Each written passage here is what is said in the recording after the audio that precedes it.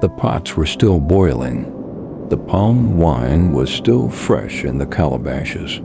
The fires were still burning. But every single person, every man, every woman, every child was gone. The only living thing left in the entire village of Araromi-Oke was one stubborn goat. It was 1957, and to this day, nobody knows what happened.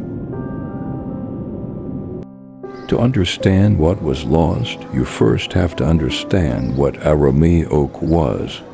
It sat quietly in the old western region of Nigeria, in the borderland between what is today Oyo, Osun, and Ekiti states, a Yoruba settlement, small but thriving.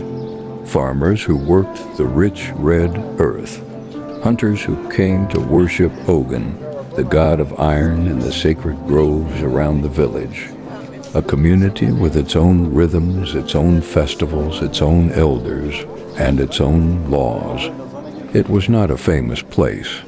It was not on any colonial map that Europeans paid attention to.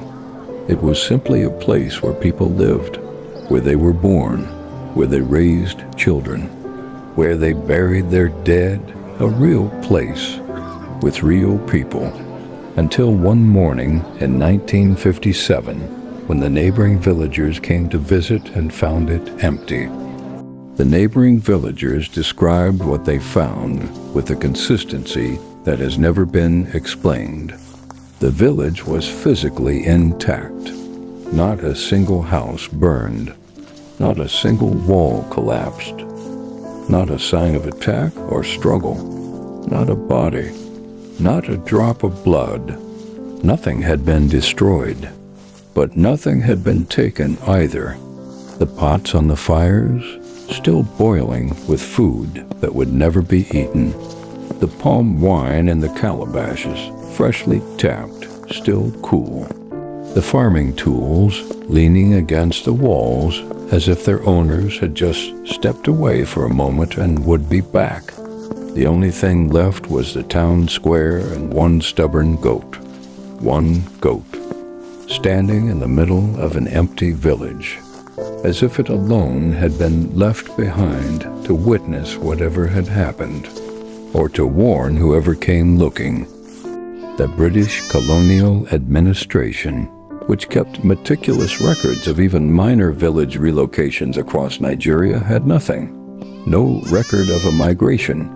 No record of a resettlement program. No record of a disease outbreak. No record of a conflict. No record of Araromi-Oke at all after 1957. If the villagers had simply migrated due to political pressures or economic hardship, where are the records? Why was nothing documented by the British administration that kept meticulous files on even minor village relocations? The silence in the British archives is almost as chilling as the silence that greeted those first neighboring villagers, because the British recorded everything, and they recorded nothing about Araromi-Oke. Two versions of this story exist, and both of them in different ways are deeply unsettling. The first version is the one the elders tell. In Yoruba cosmology, the land is alive, sacred, conscious, and it has laws.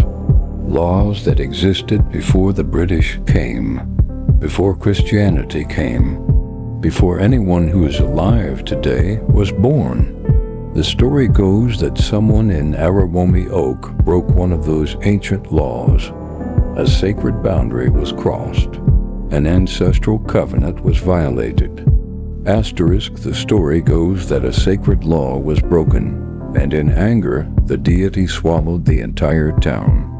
Another legend whispers that the land itself was cursed, that Araromi-Oke was built on forbidden ground. In Yoruba cosmology, land can both give life and take it back. The second version is the one the skeptics tell.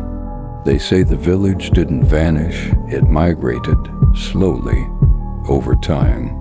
Under pressure from late colonial political realignments that were redrawing community boundaries across the western region.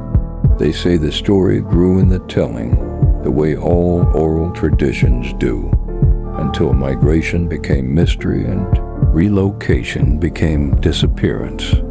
But here's what the skeptics cannot answer.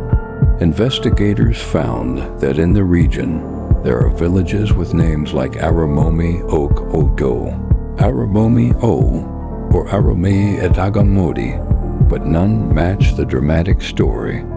Interviewed traditional chiefs pointed out that their communities never experienced overnight vanishing.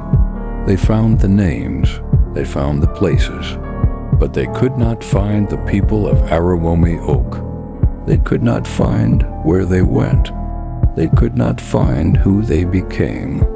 The village or its memory exists. The people do not. 68 years after Araromi-Oke disappeared, 3 theories remain, none of them complete, none of them satisfying, all of them haunting. Theory 1, the deity. The people of Araromi-Oke violated a sacred law.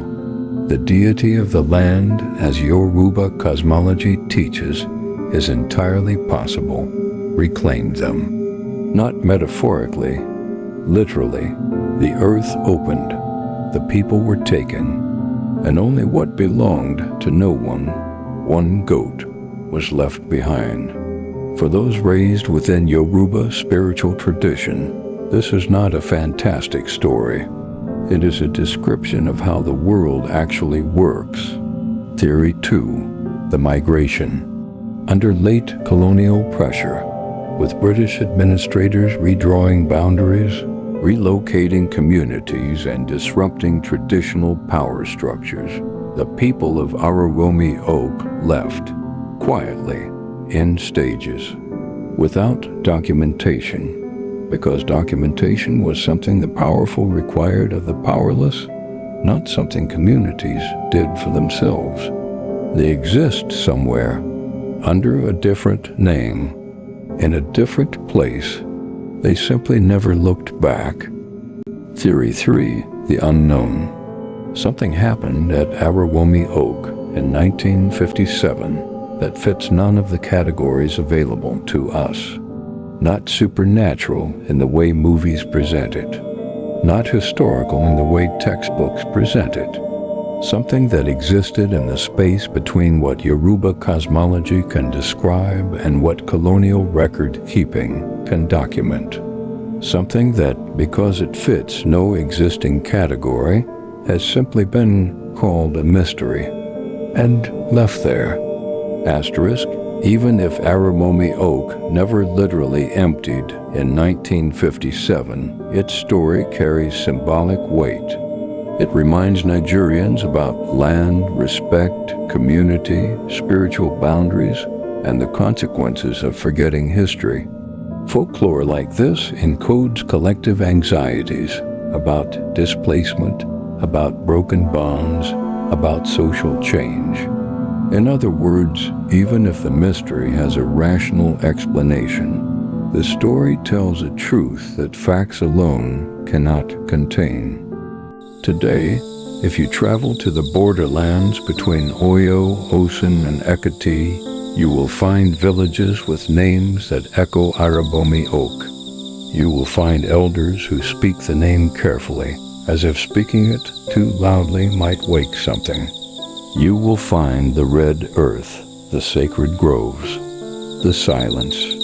But you will not find the people. You will not find where they went. You will not find what they left behind, except in the stories that have survived them. Stories told by people who never met them. Stories that have outlasted the village, the colonial records, the researchers, and the fact-checkers. 68 years later, nobody knows what truly happened to the people of Araromi-Oke. The pots that boiled that morning have long since turned to dust. The fires have been cold for decades. The palm wine has dried. The calabashes have crumbled. But somewhere in the collective memory of Yoruba land, a village still exists. Its people still go about their mourning. The pots are still on the fire. The palm wine is still fresh. And a single goat stands in an empty town square, watching the road, waiting for someone to come home. Nobody has. The silent mentor, because history whispers. We listen. Subscribe. Episode 2 is already waiting.